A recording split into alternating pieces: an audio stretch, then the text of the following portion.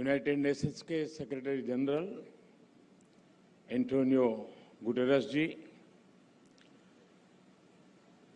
गुजरात के मुख्यमंत्री श्री भूपेंद्र भाई पटेल, भारत के विदेश मंत्री डॉक्टर एस जयशंकर जी, देश विदेश से आए सभी अन्य महानुभाव, देवी और सज्जनों, इस गौरवशाली धरती पर आप सबका हार्दिक स्वागत है। एंटोनियो गुटेरेस जी के लिए तो भारत दूसरे घर जैसा है। आपने अपना युवावस्था में बहुत बार भारत की यात्रा भी की है। गोवा से आपके पारिवारिक संबंध भी है। मुझे ऐसा लग रहा है कि मैं गुजरात में आज अपने परिवार के ही किसी सदस्य का स्वागत कर रहा हूं। एंटोनियो गुटेरेस जी, आपका यहां आने के लिए बहुत बहुत आभार, बहुत बहुत अभिनंदन। मुझे खुशी है कि मिशन लाइफ को लॉन्चिंग के समय से अनेक देश इस संकल्प के साथ जुड़े हुए हैं। मैं फ्रांस के प्रेसिडेंट श्री मैक्रो, यूके के प्रधानमंत्री लीज ट्रस, गुयाना के प्रेसिडेंट इरफान अली, अर्जेंटीना के प्रेसिडेंट आल्वो फर्नांडीज, मॉरिशस के प्रधानमंत्री प्रवीण जगन्नाथ, मेडागास्कर के प्रेसिडेंट एंडी रोजे जी, नेपाल के प्रधानमंत्री शेर बहादुर जी, मालदीव के भाई सोली जी, अर्जेंटीना के मिनिस्टर जेरी एल्वेजिका, इंडोनेशिया के प्राइम मिनिस्टर काया कलास का हृदय से धन्यवाद करता हूं। साथियों, ये आयोजन हमारे राष्ट्रीय गौरव सरदार वल्लभ भाई पटेल की विशाल प्रतिमा स्टैच्यू ऑफ यूनिटी के सानिध्य में हो रहा है और क्लाइमेट चेंज के खिलाफ लाइफ में यूनिटी ही सबसे महत्वपूर्ण फैक्टर है। दुनिया की सबसे बड़ी प्रतिमा हमें पर्यावरण से जुड़े ऊंचे लक्ष्य तक तय करने और उन्हें पूरा करने की प्रेरणा देगी। साथियों, जब प्रतिमान विशाल होते हैं तो कीर्तिमान भी विशाल होते हैं। इस कार्यक्रम का आयोजन गुजरात में होना बहुत मायने रखता है और ये बिल्कुल उपयुक्त भी है। गुजरात भारत के उन राज्यों में से एक है जिसने सबसे पहले रिन्यूएबल एनर्जी और एनवायरमेंट प्रोटेक्शन की दिशा में काफी बहुत कदम उठाना शुरू कर दिया था। चाहे बात नहरों पर सोलर पैनल लगाने की हो या सूखाग्रस्त इलाकों में जल स्तर बढ़ाने के लिए वाटर कंजर्वेशन का अभियान हो, गुजरात हमेशा एक प्रकार से लीडर के रूप में, एक ट्रेंड सेटर के रूप में रहा है। साथियों, क्लाइमेट चेंज को लेकर ऐसी धारणा बना दी है जैसे सिर्फ पॉलिसी से जुड़ा विषय है, लेकिन जैसे ही हम इस मुद्दे का पॉलिसी से जोड़कर देखने लगते हैं, जाने अनजाने में हमारे मन में ये बात बैठ जाती है कि इस पर सरकार ही कुछ करेगी, या फिर ये सोचते हैं कि अंतर्राष्ट्रीय संस्थाओं को इस पर कोई कदम उठाना चाहिए। ये बात सही है कि सरकार, अंतर्राष्ट्रीय संस्थाएं, उनकी भूमिका बड़ी है और वो इसे संभाल करने का प्रयास भी कर रहे हैं, लेकिन हम सभी देख सकते हैं कि अब इस मुद्दे की गंभीरता चर्चाओं से बाहर निकलकर दुनिया के हर कोने में, हर घर में आज नजर आने लगी है। क्लाइमेट चेंज से हो रहे बदलाव लोग अपने आसपास महसूस करने लगे हैं। पिछले कुछ दशकों में हमने इस दुष्प्रभाव को और तेज देखा है, अप्रत्याशित आपदाओं को झेला है। आज हमारे ग्लेशियर्स पिघल रहे हैं, समुद्रों का जलस्तर बढ़ रहा है, हमारी नदियां सूख रही है, मौसम अनिश्चित हो रहे हैं और ये बदलाव लोगों को सोचने पर मजबूर कर रहे हैं कि क्लाइमेट चेंज के मुद्दे को सिर्फ पॉलिसी मेकिंग के लेवल पर ही नहीं छोड़ा जा सकता। लोग खुद महसूस करने लगे हैं कि एक व्यक्ति, एक परिवार और एक समुदाय के तौर पर उन्हें इस धरती के लिए, इस प्लेनेट के लिए कुछ न कुछ जिम्मेवारी उठानी चाहिए, खुद ने भी कुछ करना चाहिए। लोग जानना चाहते हैं कि अपने खुद के प्रयत्न में या परिवार के साथ और अपने समुदाय के साथ मिलकर वो कौन से कदम उठा सकते हैं जिससे धरती की सुरक्षा हो सके, इस पृथ्वी की सुरक्षा हो सके। इन सारे सवालों का जवाब मिशन लाइफ में है। मिशन लाइफ का मंत्र है lifestyle for environment.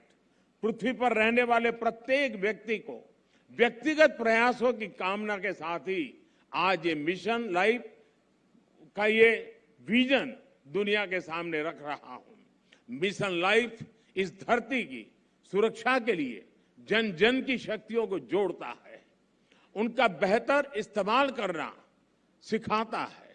Mission life climate change के खिलाफ लड़ाई का लोकतांत्रिक डेमोक्रेटिक एक प्रकार से उसका विस्तार कर रहा है, जिससे हर कोई अपने सामर्थ्य के हिसाब से योगदान दे सकता है।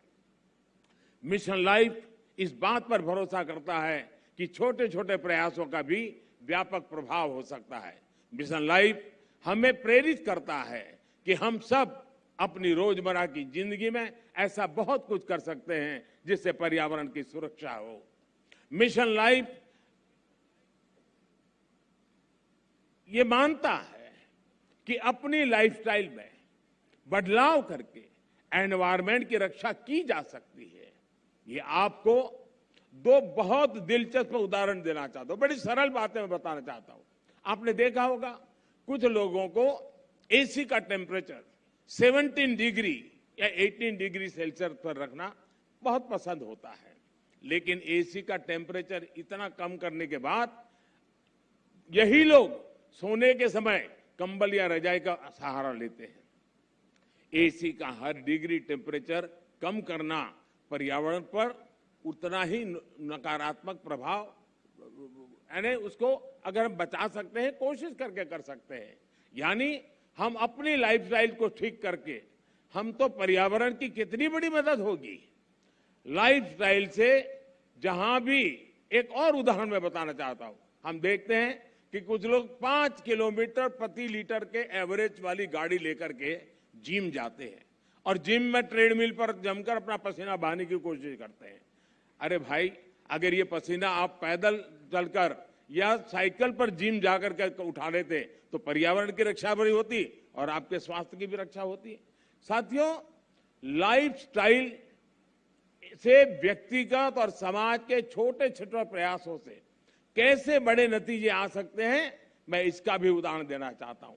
भारत में हमने कुछ साल पहले देशवासियों से ज्यादा एलईडी बल्ब इस्तेमाल करने के लिए आग्रह किया था।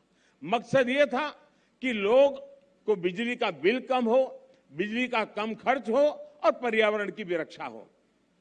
सरकार ने एलईडी बल्ब की एक योजना शुरू की और देश का प्राइवेट सेक्टर भी इसमें भागीदार हो गया।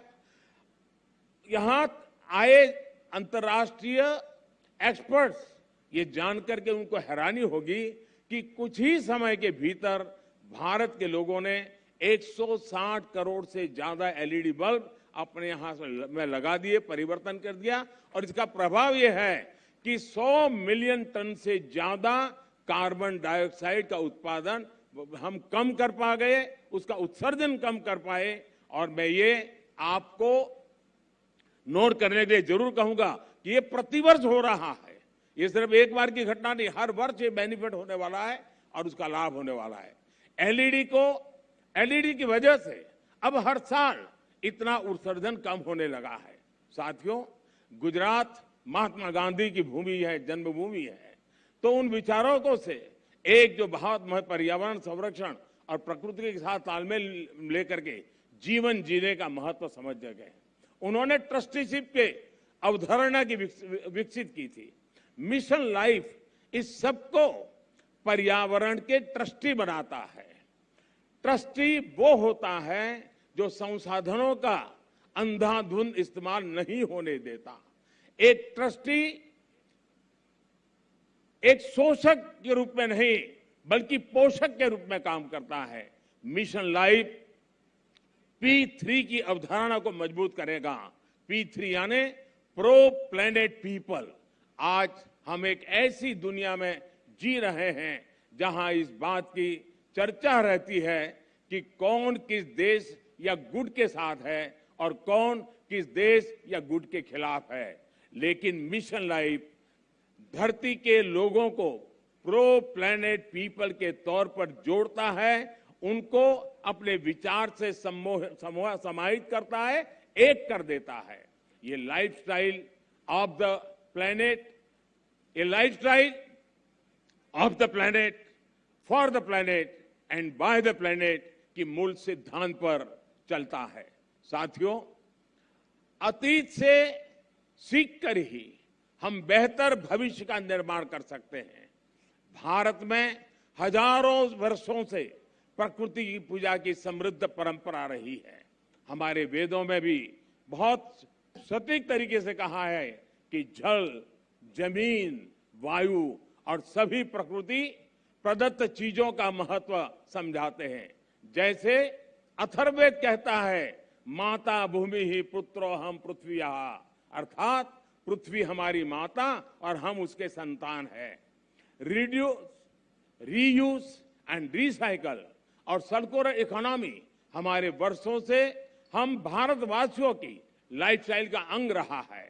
और हम सभी जानते हैं कि दुनिया के कई हिस्सों में, कई देशों में ऐसी प्रथाएं आज भी है, प्रचलित है, जो हमें प्रकृति के साथ तालमेल बिठाकर चलने के लिए प्रेरित करती है।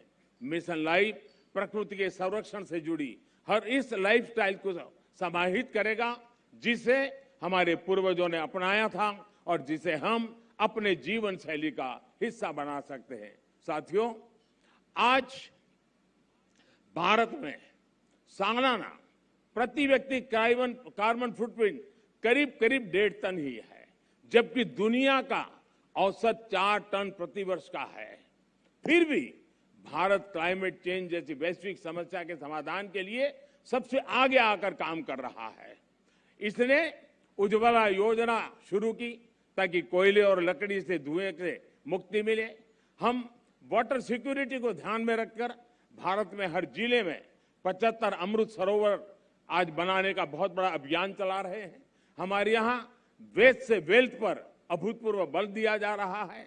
आज भारत के पास विश्व में रिन्यूएबल एनर्जी को चौथी सबसे बड़ी क्षमता के रूप में हमने उभार पाए हैं। आज हम विंड एनर्जी में भी चौथे नंबर पे हैं, सोलर एनर्जी में भी 5वें नंबर पे हैं। पिछले 7-8 वर्षों में भारत की रिन्यूएबल एनर्जी की क्षमता करीब 290% का इजाफा हुआ है। इससे हमने इलेक्ट्रिक क्षमता का 40% नॉन फोसिल फ्यूल यानी उस सोर्स को ही हासिल करने का लक्ष्य अब भी हमने समय सीमा से 9 साल पहले हासिल कर लिया है। हमने पेट्रोल में 10% इथेनॉल ब्लेंडिंग का लक्ष्य भी तय किया था और उसे भी समय सीमा से 5 महीने पहले ही हमने पूरा कर लिया है। अब भारत पेट्रोल में 20% इथेनॉल ब्लेंडिंग के लक्ष्य पर काम कर रहा है। हाइड्रोजन इकोसिस्टम के लिए भारत पर्यावरण के अनुकूल ऊर्जा स्रोत की तरफ भी बहुत तेजी से कदम बढ़ा रहा है और ये गुजरात ग्रीन हाइड्रोजन के लिए हब के रूप में विकसित होता चला जा रहा है। इससे भारत और विश्व के कई देशों को नेट जीरो के अपने लक्ष्य को हासिल करने में बहुत बड़ी मदद मिलेगी। साथियों, आज भारत प्रगति भी कर रहा है और प्रकृति भी का उतना ही उत्तम उदाहरण बना करके तालमेल के साथ जीने का एक रास्ता को बना रहा है।